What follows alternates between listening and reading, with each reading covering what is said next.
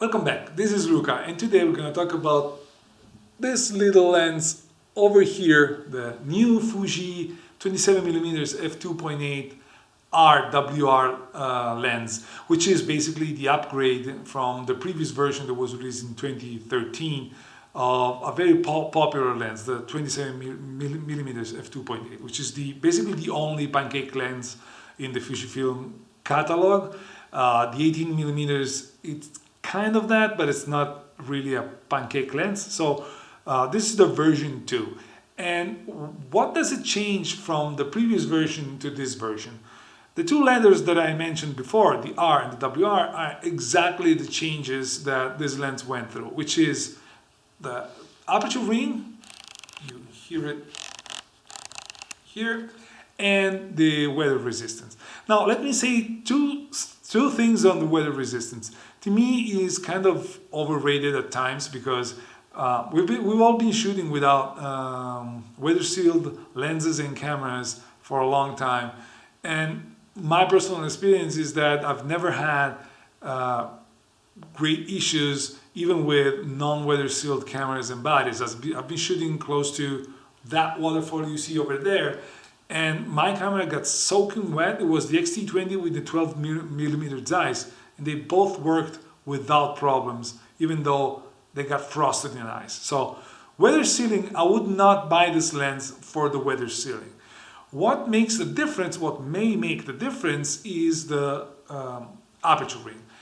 And this is because, especially with a camera such as the XE4, this camera over here, which got rid of the back dial, as I already said in my first impression video, now you have less controls, and having the aperture ring allows you to use the front dial as for just one setting, and that will be your ISO, because you have the shutter speed over here, the aperture over here, and the ISO over here, and that makes you go pretty fast without problems.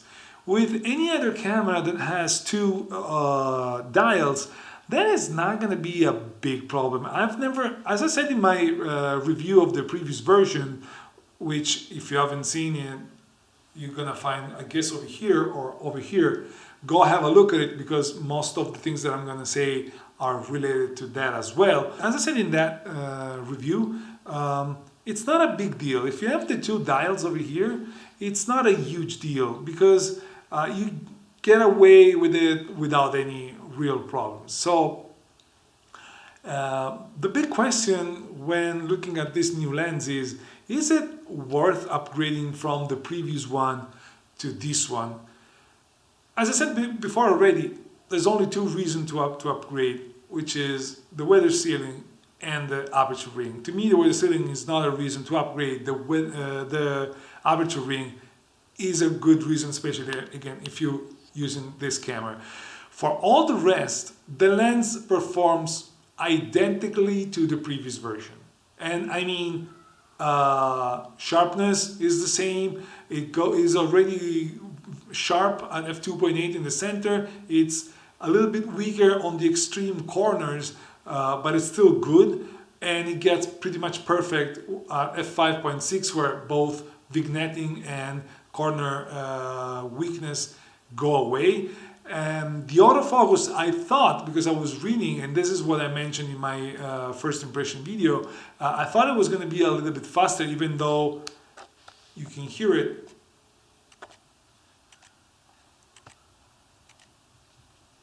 It is still noisy.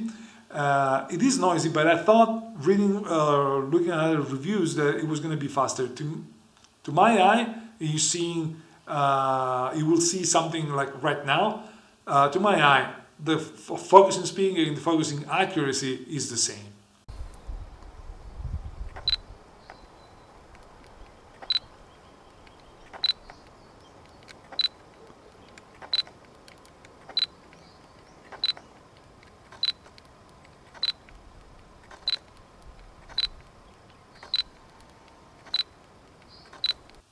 So, as you've seen, no noticeable differences. So this is not something that changed. They basically share the same optical formula, the same glass, the same autofocus motor.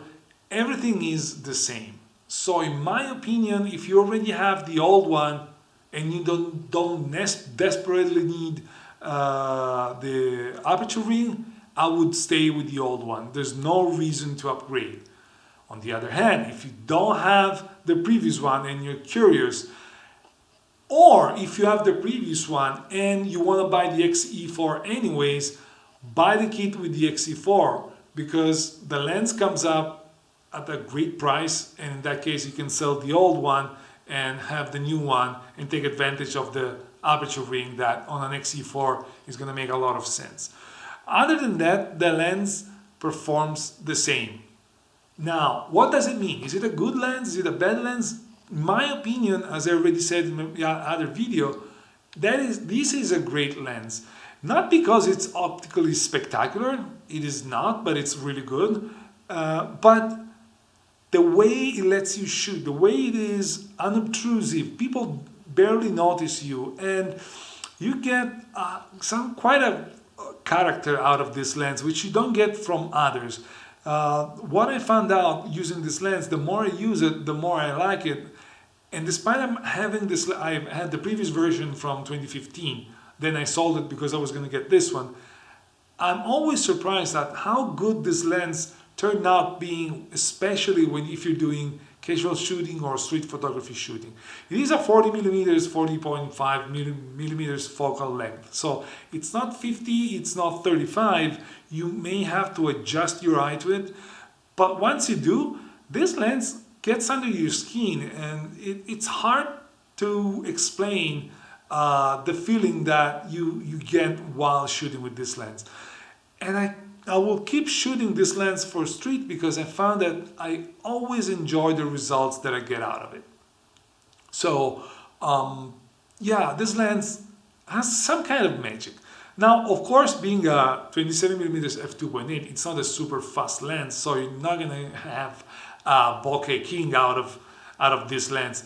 But it doesn't really matter because if you get close enough, you can still get some degree of bokeh, and the one that you get is nice, is pleasing. It falls off pretty nicely. I've always enjoyed the limited amount of bokeh, but the quality of the bokeh of this lens. And again, let me repeat myself for the, I don't know, 100th time.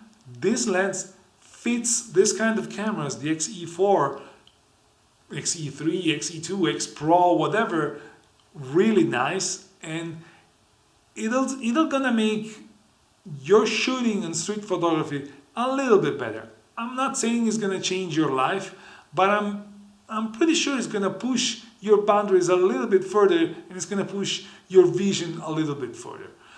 Now, I'll leave you to some of the shot that I took with this lens in this few weeks that I've had it, like 3 weeks, and I'll take advantage of this portion of the video to thank you for watching the video, and I'll ask you to subscribe if you liked it, if you want to see more videos that I'm going to push during the next weeks, and comment down below. Let me know if you're interested in this lens, if you want to know something about this lens.